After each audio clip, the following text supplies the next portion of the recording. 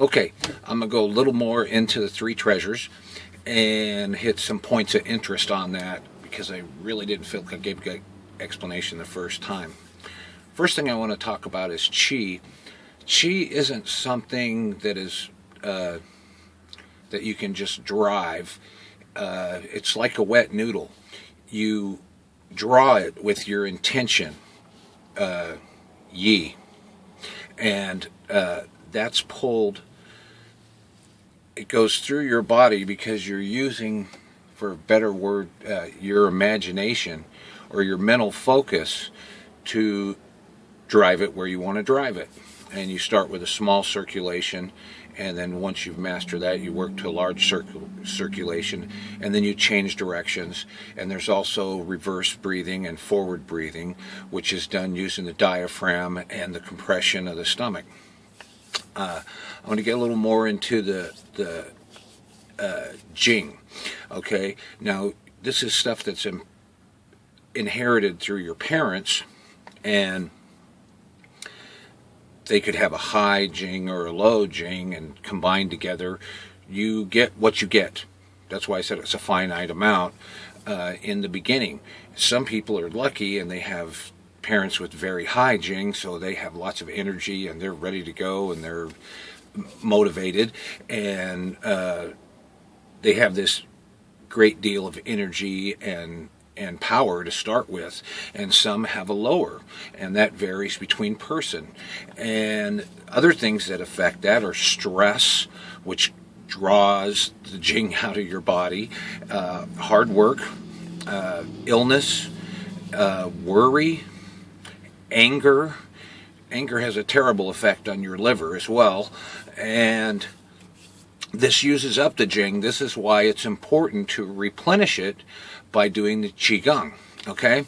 And the Qigong, the movements or the sitting meditative focus of drawing the Qi through and opening up the channels and meridians to allow the toxins to roll out of your body and to balance everything so that your machine is working correctly, is the purpose of it. And Tai Chi is what I like to refer to as a moving form of Qigong, okay? And what that means is your mental focus, your status is that you're increasing your Qi as you're doing the movement. So the physical helps to open up the blockages in your body, and the mental helps to replenish your Qi, okay? And blockage comes from injuries, improper diet. What you put in your mouth makes a big difference. Mental illness, mental stress, and just body stress from hard work. When I talk about Dan Chen, I'm talking about the 1 point, the hara, your center of balance, which is basically where all your Qi is stored, okay? And that is about 1.5 inches, 2.5 inches, depending upon the person, below your navel. And as opposed to being on the surface, it's internal to your center. It is your body's center, okay? I'm going to talk a little bit, as well as I promised, about the different types of Tai Chi. The first one that comes to mention is the Chen style, which was what they had a system they called Cannon Fist, and that was adapted. They had a guy that came into their clan. If you want all the names, read a book and study it. I could bring it all up for you. I can direct you to the books. That's not important to me. What's important to me is how does it work? How does it work for me? How does it make me feel? Okay, all that other esoteric history, I know more than you stuff is all about competition, and I'm not into that, okay? So once you know how it works, then you can start using it, okay? The Chen style, if you'll notice, goes from slow to fast, It has a lot of circular coiling movements because chi moves in coils, and they're doing the physical to direct it to the internal. And you'll see that it is very much, there's jumping.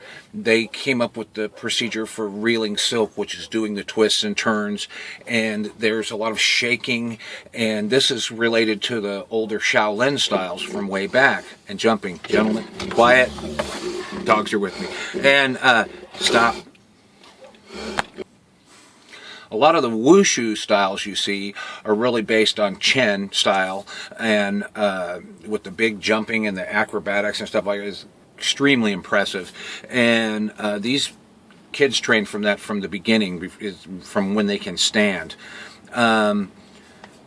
This is the beginning where it changed from the kung fu, and they met a master who whipped them all down, and they adapted his style and put it in with their cannon fist, and that's how you got the Chen style, which was passed down from teacher to teacher, all in one family, until Yang Lu Chan, the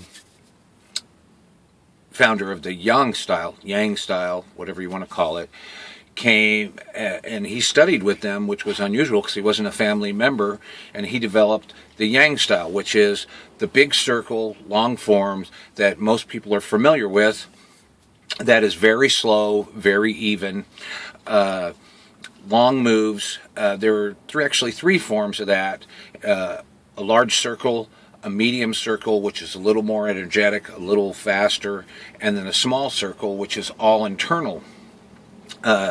And you just see the result. The moves are done mentally through the body, and that takes practice and skill.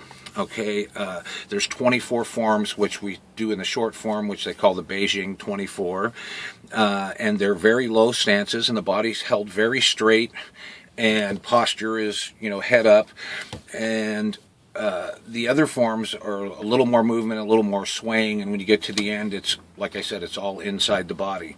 Which brings me to the Wu style, which is very internally based as far as external affecting the internal. It's more internal focus, and the movements are much less, and they're not actually completely erect during a lot of it. There's movements where they actually lean out and lean in, and you don't really see that in the Yang style until you get to the really advanced forms. They're practicing Neigong, which is the internal work, and you'll see that the movements, like I said, are very subtle, and it's hard to see what's going on. There's a couple more styles that internally that need to have some discussion on, and that's the Xing Yi or Ying Yi. It's spelled H-Xing-I. I've never really talked to somebody that will enunciate that for me, but it's very fast, and it comes from the fist rather than the Dan Chen, and it takes a lot of training. It's a very aggressive style, but without anger. So the training is done very calmly, and it's more of a reaction to the result of an attack. But it's very fast, and there's also a lot of straight line attacks, which would be more like regular kung fu karate than you would expect out of an internal style, but it also uses a bit of the circular. It's quite interesting. Then we get to the Bagua, which you'll see Pakwa. There's all different kinds of enunciations for it, which is very internal, and it's continuous, non-stop circular movement. If you ever seen a picture of the guy going around the poles, weaving in between and out of them, these guys don't even stop to counter. It just happens as they're going along. They're kicking and punching and moving, and it's just non-stop. It's like getting hit by a chainsaw. It's very impressive, and that is all from the Dan Chen internal, and that takes years and years to master.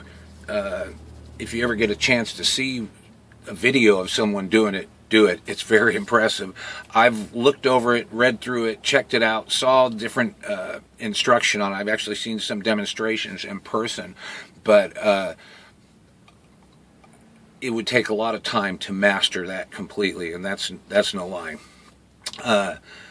I hope this helps clear up a little bit about what the difference is in the styles.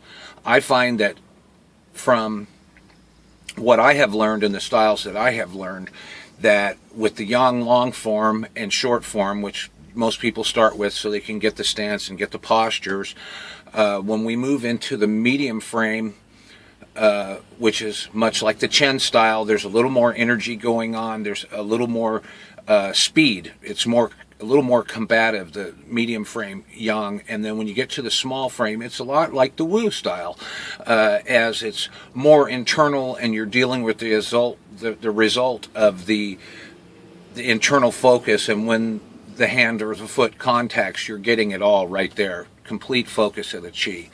And a lot of this can be helped by doing internal meditation and doing the qigong to increase your chi.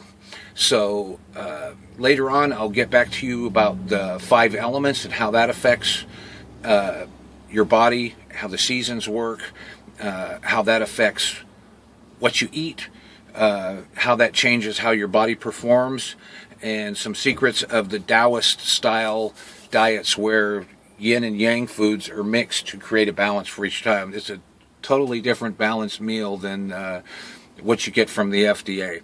So I hope you're enjoying it, and if you have any questions, you can come in, see a class at the Peak, or send me an email. Thanks. Have a great day.